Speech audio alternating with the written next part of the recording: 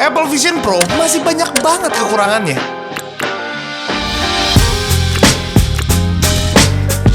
Kalau misalnya kita cuma ngelihat dari video advertising si Apple, udah pasti love it. Kayak berasa produk ini tuh sempurna banget dan pengen banget beli gak sih? Tapi ya waktu beneran dites sama beberapa reviewer, ini gue nonton nih ya, dari mulai ada yang pakai buat ngevlog 24 jam pakai Apple Vision Pro, ada yang full review bahkan sampai durability test. Dan di situ baru bisa kita temukan banyak kekurangan-kekurangannya. Oke, pertama kita akan bahas dulu dari segi strapnya. Gue setuju sama apa yang dikatakan Dave 2D. Dia bilang secara strapnya ini tuh emang ikonik dan keren banget. Tapi sebenarnya secara fungsional kurang gitu. Kenapa? Ya karena dari segi bobot Apple Vision Pro ini yang 600 gram, lumayan berat, belum baterai loh guys. Baterainya itu bisa 300 gram. Pakai strap kayak gini itu bikin pegel. Ini confirm dari MKBHD, dia tuh kuat pakai strap yang ini cuman dalam waktu 50 menitan, habis itu udah pegel karena berasa ngepres banget gitu. Ada sih solusinya di mana ya kita harus pakai ya double strap gini. Tapi memang gue paham juga Apple itu kan selalu pengen kasih yang beda. Kalau double strap kayak gini mah sama aja kayak MetaQuest, apa bedanya? Dengan dia pakai satu strap kayak gini, orang akan ngelihat, wih, ini tuh pasti Apple Vision Pro nih.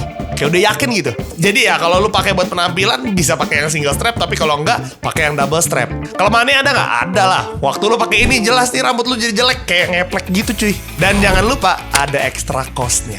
Oke, kita lanjut. Kita akan bahas dari bagian depan kacanya. Gue bilang tadi gue ada nonton YouTuber yang pakai ini untuk durability test. Rada ngilu gimana gitu nontonnya. Nah, di sini bisa dikatakan kacanya itu bagus, bro.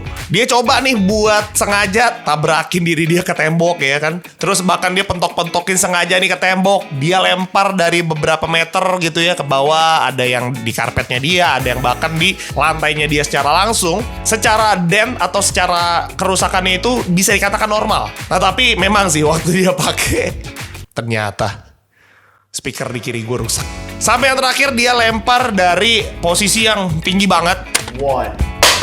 And that is a front crack like I've never seen before. Ada lagi nih dari segi depan layar ini tuh yang bikin kecewa, yaitu adalah dari segi artificial mata yang kelihatan di luar. Kalau misalnya kita lihat dari advertisingnya, wow, seolah-olah kayak mata asli. Bahkan gue pikir ya, gila ya, itu tuh mata kita cuy gitu yang mereka lihat. Tapi ternyata memang bukan ya, itu mata yang ya artificial gitulah. Waktu dicoba, bahkan waktu MKBHD dicoba pertama kali dan segala macam, jadi merasa iya, pertama ini tuh nggak seterang itu cuy. Jadi kalau misalnya lu lihat dari luar kayak berasa burem-burem mata, ada gambar mata itu burem-burem. Plus kalau secara visual gue ngeliat kayak nggak real aja gitu. Nah, sekarang kita bahas display yang kita lihat dari dalam. Jujur ya, memang untuk micro LED ini tuh bagus banget ya secara kualitasnya. Apa yang kita lihat di depan itu bukan asli, tapi itu semua berdasarkan dari kamera-kameranya. Ini kamera banyak banget anyway. Dan sebenarnya itu cukup ya mungkin hampir menyerupai apa yang asli lah. Dan untuk response time-nya pun cepet ya. Secara delay-nya itu cuman 12 milisecond. Bahkan si MKBHD coba buat lempar tangkap itu bisa, sampai main pingpong pun bisa cuy.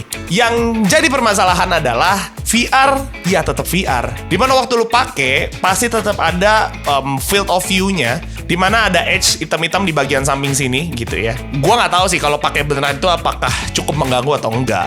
Nah, yang menarik ada beberapa YouTuber yang coba di real life gitu ya. Salah satunya Casey Neistat juga, dia coba ngevlog gitu ya pakai Apple Vision Pro ini. Jujur ya mungkin rada aneh gitu ya waktu ngelihat orang tuh pakai Apple Vision Pro. Ya belum lumrah aja. Di sini kayak Casey cobain sebelum nunggu kereta dia nonton dulu. Terus dia bisa balas teks, bisa ngelihat chat dan segala macam. Menarik ya menurut gue ya. Walaupun memang tidak bisa terlalu cepat ketiknya. Gila sih, gue ngeliat itu kayak kita tuh punya dunia sendiri aja gitu. Apa yang kita lihat tuh berbeda sama apa yang mereka lihat. Dari segi gestur sama eye trackingnya memang sudah dikatakan berkali-kali ini bagus dan akurat banget. Cuman ya kalau misalnya lu taruh tangan lu ke belakang dan gak ketangkep sama kamera, ya gak akan kedetek. Kelemahannya paling kalau misalnya lu ketemu sama UI aplikasi yang rada kecil gitu ya. Jadi untuk nge-select itu rada susah. Selanjutnya mereka ini tuh cobain di kereta. Waktu nyalain kereta ternyata ada mode yang namanya travel mode. Nah, di sini tuh kita nggak bisa ya buat nyalain dan buka layar, itu nggak bisa. Untuk aplikasi bawaan memang cukup banyak yang menarik ya. Di dalam kereta ini juga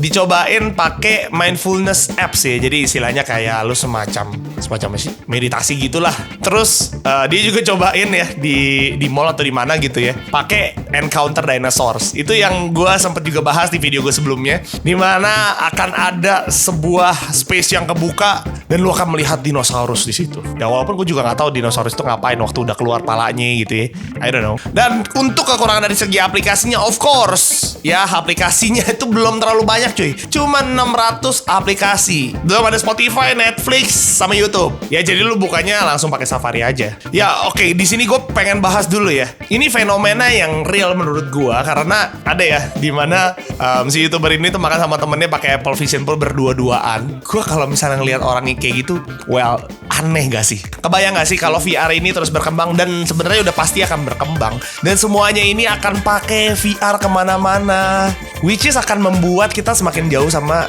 dunia asli kita. Buat gua ini yang kita perlu waspada juga gitu ya. Teknologi akan berkembang sangat cepat menurut gua, tapi kitanya pun harus pintar-pintar dan bijak. Jangan sampai nanti justru malah kita lebih hidup di dunia maya daripada di dunia nyata.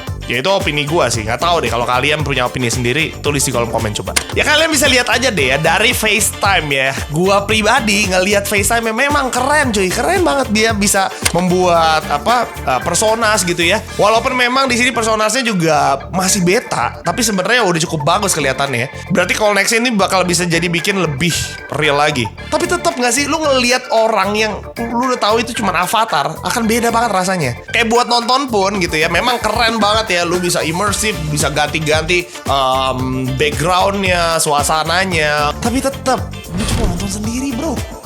Untuk fitur favorit, ya beberapa tech reviewer yang bahas ini, termasuk gua, bahkan dari awal banget gua melihat advertising ini adalah dimana Apple Vision Pro ini tuh bisa connect ke MacBook. Wih, gila cuy. Kita bisa kerja pakai layar yang lu bisa atur-atur layar segede apapun ya. Di sini ada yang cobain juga buat ngedit di Final Cut. Wow, seru banget sih. Terus juga lu bisa combine sama apa yang lu buka di Apple Vision Pro ya. Jadi berasa banyak layar. Ya satu sisi mabok sih kelihatannya. Sama yang terakhir permasalahannya adalah dari segi baterai yang cuman kuat 2 jam. Ya jadi solusinya satu-satunya ya lu harus pakai power bank mana-mana kalau misalnya lu mau pakai lama ya. Cuman sebenarnya kalau memang lu mau pengen nonton full day gitu ya, bisa aja tinggal pakaiin USB Type-C yang rada panjangan tuh kabelnya, biar lebih enak mobilitasnya. Dan intinya Apple Vision Pro ini bukan produk yang sempurna. Bahkan ya ada orang-orang yang belum lama terima barangnya dan putusin buat kembaliin lagi.